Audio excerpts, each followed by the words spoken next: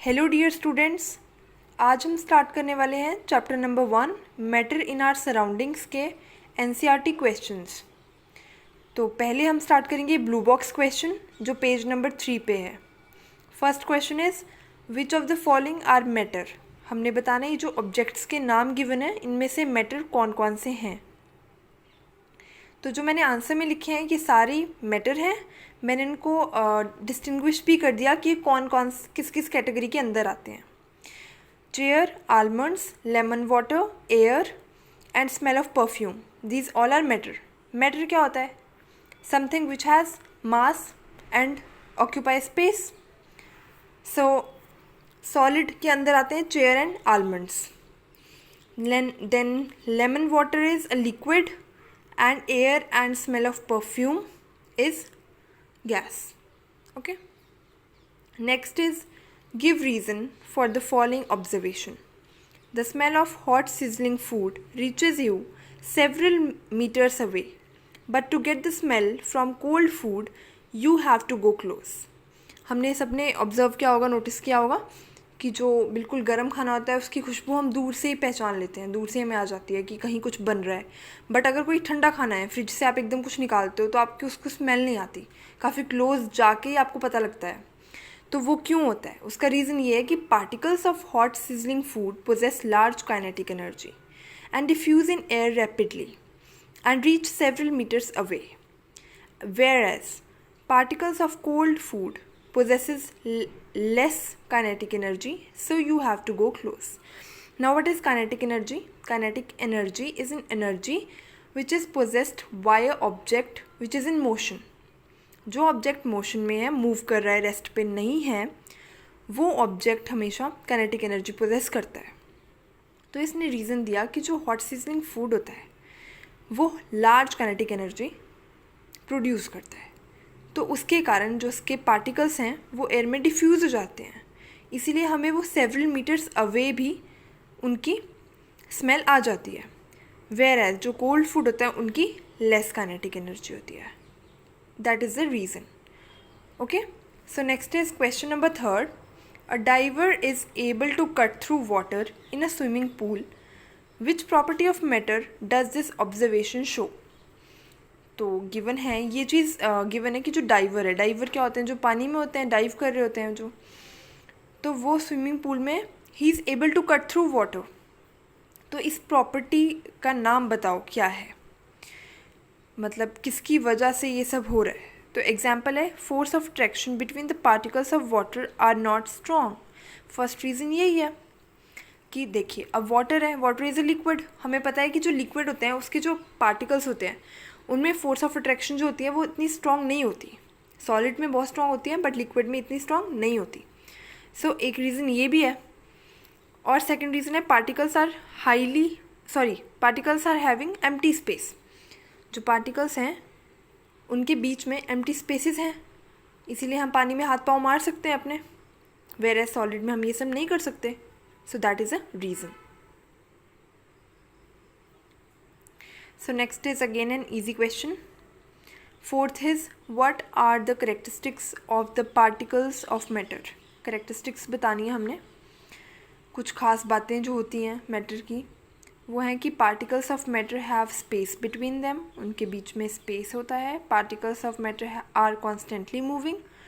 Particles of matter attract each other. Attract करते हैं, बेशक वो कम अट्रैक्ट करते हो, फोर्स ऑफ अट्रैक्शन कम हो सकती है, ज़्यादा हो सकती है, बट करते अट्रैक्ट है। क्लियर? तो ये बहुत इजी क्वेश्चन था। सी स्टूडेंट्स, मैंने बहुत ज़्यादा ईजीएस्ट वे में लिखने की ट्राई की है सारे क्वेश्चंस को, जितना ईजी हो सकता है मैंने उसमें लिखा है। क्लियर? तो आप ये सब नोट कर सकते हैं अपनी नोटबुक में अगर आप करना चाहते हैं तो। सो अब नेक्स्ट ब्लू बॉक्स क्वेश्चन आते हैं जो पेज नंबर 6 पे हैं।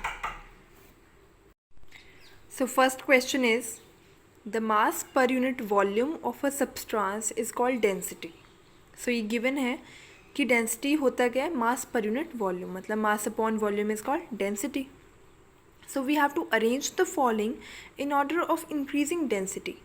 कुछ मैटर दी हुई हैं, उनको हमें अरेंज करना है किसमें? इंक्रीजिंग डेंसिटी में।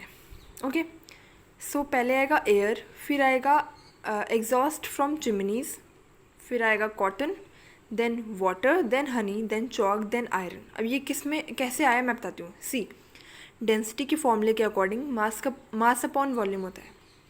इसका ये मतलब है कि जैसे जैसे मास बढ़ेगा वैसे वैसे डेंसिटी बढ़ेगी, मतलब डेंसिटी मास पे डिपेंड कर रही है। क्लियर? तो हम देख लेंगे कि मास किन का ज़्यादा है। जिनका ज़्यादा वेट होगा, मतलब जिनकी जो ज़्यादा चीज़ भारी होगी उसका ज़्यादा डेंसिटी होगी।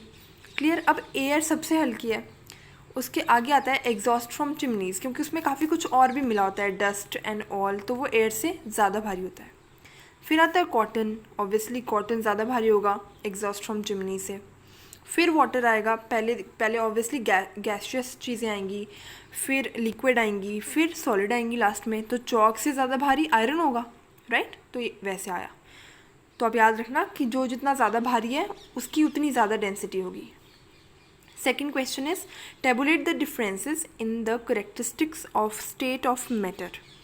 अब हमें डिफरेंस करना है किसमें, स्टेट्स ऑफ मैटर कौन कौन से होते हैं, सॉलिड, लिक्विड, गैस। तो इन तीनों के करेक्टरिस्टिक्स में हमने डिफरेंस बताना है क्या क्या है। तो पहले सॉलिड आ गया। First point is definite shape and volume. Okay, solid में क्या होता है, जो भी ऑब्जेक्ट्स होते हैं ना उनकी शेप जो होती है वो डेफिनेट होती है और वॉल्यूम भी डेफिनेट होता है। एग्जाम्पल के लिए कुछ भी आप सॉलिड ऑब्जेक्ट ले लो, चेयर ले लो, टेबल ले लो, उनकी शेप डेफिनेट है।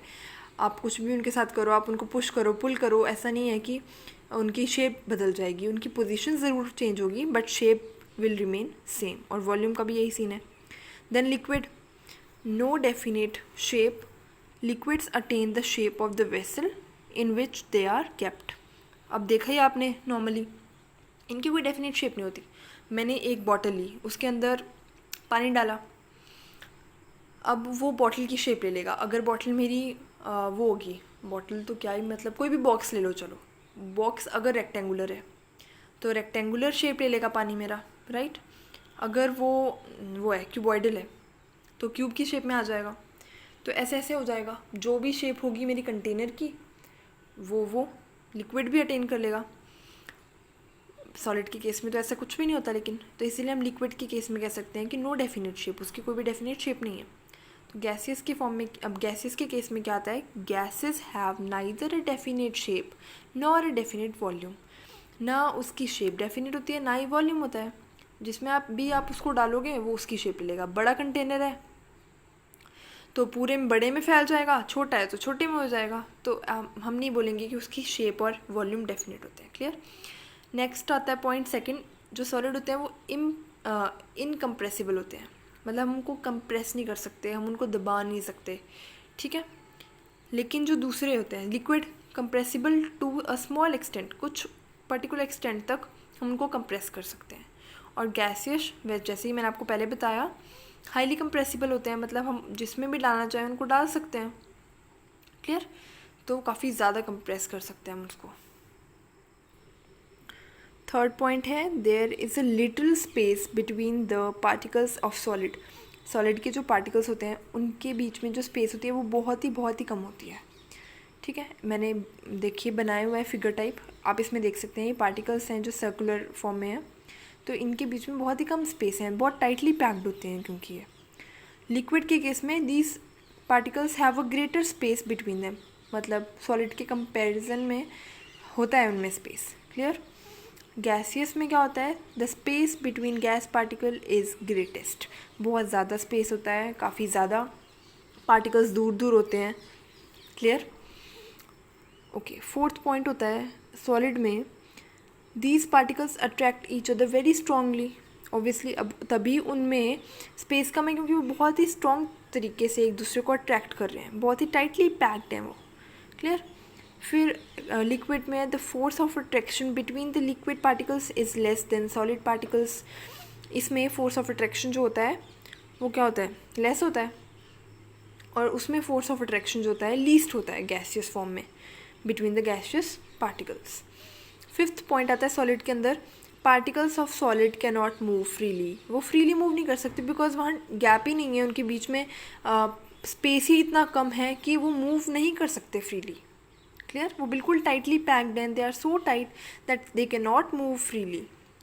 फिर लिक्विड के केस में थोड़े से फ्रीली मूव कर सकते हैं, थोड़े से, ठीक है, बहुत ज़्यादा नहीं। और फिर गैसियस की फॉर्म में these particles are in a continuous random motion.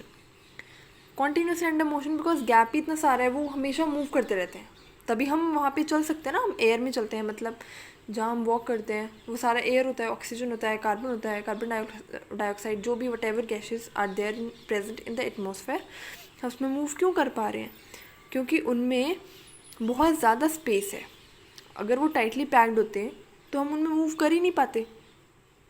अब एयर में मैं अपना हैंड जो है ऊपर नीचे कर सकती हूँ, ठीक है, बट एक सॉलिड में अगर मैं बात करूँ, मतलब चेयर है, उसके आर पार मैं अपना हाथ नहीं कर सकती, क्योंकि उसके जो पार्टिकल्स हैं वो इतने टाइटली पैक्ड हैं कि वहाँ पे जगह ही नहीं है कि मैं अपना हैंड जो है इधर उधर क्रॉस कर पाऊँ। क्लियर? ओके, सो ये कुछ उनके करेक्टरिस्टिक्स में डिफरेंस था। और नेक्स्ट क्वेश्चन पे चलते हैं। नेक्स्ट पार्ट है इसी क्वेश्चन का, कमेंट अपॉन द फॉलोइंग। हमें इनके बारे में कुछ थोड़ा सा शॉर्ट नोट टाइप लिखना है। Rigidity, what is rigidity? It is a property of matter to maintain its shape even if external forces work, and the solids show this property. अभी एक प्रॉपर्टी होती है मैटर की जो मेंटेन करती है उसकी शेप। रिजिड मतलब जैसे हम कहते हैं सॉलिड्स आर सो रिजिड, जिसमें जो है बहुत ज़्यादा टाइटली पैक्ड होते हैं पार्टिकल्स। क्लियर? इसीलिए वो अपनी शेप मेंटेन कर पाता है। अगर हम एक्सटर्नल फोर्स अप्लाई भी कर रहे हैं, मान लो कि एक कुछ भी सॉलिड ले लो, आप पेन ले लो, सॉलिड सब्सटेंस पेन ले लो, अपना फ़ोन ले लो, कुछ भी ले लो, तो अगर मैं उस पर बहुत ज़्यादा फोर्स अप्लाई करूँ, क्लियर, तो भी वो चेंज नहीं करता ना अपनी शेप, उसकी शेप तो वही रहती है। तो वो क्योंकि बहुत ज़्यादा रिजिड है, दैट्स वाई। क्लियर? नेक्स्ट है compressibility. It is a property of matter to allow decrease in volume under high pressure and gas is highly compressible. हाँ, तो इस पर क्या लिखा है कि ये प्रॉपर्टी होती है मैटर की, वो भी प्रॉपर्टी मैटर की थी। तो प्रॉपर्टी होती है जिससे क्या होता है, डिक्रीज़ इन वॉल्यूम जो है वो पॉसिबल है अंडर हाई प्रेशर। और गैस में ये प्रॉपर्टी शो होती है, क्योंकि मैंने आपको ऊपर प्रॉपर्टीज़ में बताया कि जो गैस पार्टिकल्स होते हैं वो कंप्रेसिबल होते हैं बहुत ज़्यादा, ठीक है, क्योंकि हम उनके वॉल्यूम को डिक्रीज़ कर सकते हैं अगर हम उन पर प्रेशर लगाएं तो। Okay, fluidity. नेक्स्ट है फ्लूइडिटी। फ्लूइड नाम से पता लग रहा है। फ्लूइड क्या होता है? जिसके पार्टिकल्स मूव करते हैं, ठीक है। It is a property of a substance to easily flow and allow change in its shape under external forces, and this property is exhibited by both liquids and gas. अब ये भी एक property एक substance की, एक object की, ताकि वो इजीली फ्लो कर पाए, ठीक है, और change in its shape under external force. तो ऑब्वियसली डेफिनेशन से ही पता लग रहा है कि लिक्विड और गैस ही करते होंगे, क्योंकि हम लिक्विड और गैस की शेप चेंज कर सकते हैं, वेयर सॉलिड की शेप हम नहीं चेंज कर सकते। तो फ्लूइड्स का मतलब होता है वही वो चीज़ जो मूव कर रही है, जिसके पार्टिकल्स जो है मोशन में है। तो लिक्विड के और गैस के पार्टिकल्स मूव कर सकते हैं, लिक्विड के थोड़े कम करते हैं बट गैस के काफ़ी ज़्यादा करते हैं। Clear? Next fourth point is filling a gas container. Filling a gas container.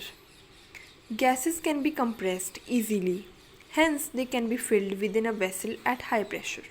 मैंने आपको बता दिया था पहले ही कि जो गैसेस होते हैं कंप्रेस्ड हम इजीली कर सकते हैं, ठीक है, तो हम किसी भी वेसल में उनको फिल कर सकते हैं। This property of gases allow their convenient filling into a small container और सिलेंडर। तो इसी प्रॉपर्टी की वजह से हम बहुत ज़्यादा कन्वीनियंटली उनको फिल कर सकते हैं किसी भी छोटे कंटेनर में, and that also in a large volume.